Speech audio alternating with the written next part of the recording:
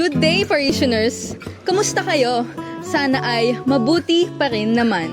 Today is the Feast of All Saints.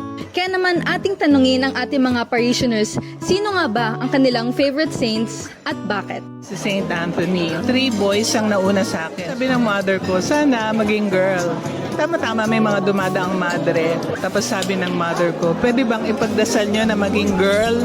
Itong nasa aking tiyan. Sabi ng mga madre, sige, pagdadasal namin. So, obvious naman. Saint Jude. By praying to him fervently, maraming miracles na akong natanggap. Napaka-effective ng pagdadasal kay Saint Jude. Kasi at saka napakabilis ng response niya. Anthony de Padua. Kasi ako malilimutin ever since. Every time may nawala akong kung ano-ano, sa kanya ko dinudulog. Minsan nawala yung anak ko, hindi umuwi, nagtampo sa akin. Sa kanya ko rin pinahanap. Ayun, nahanap ko. Isa pang gusto kong santo, si Saint Peregrine.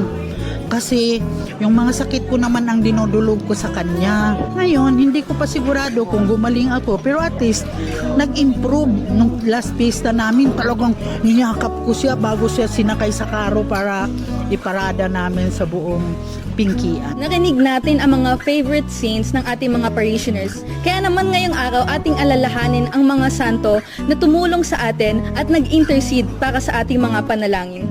Ayun lamang, kami ay magbabalik.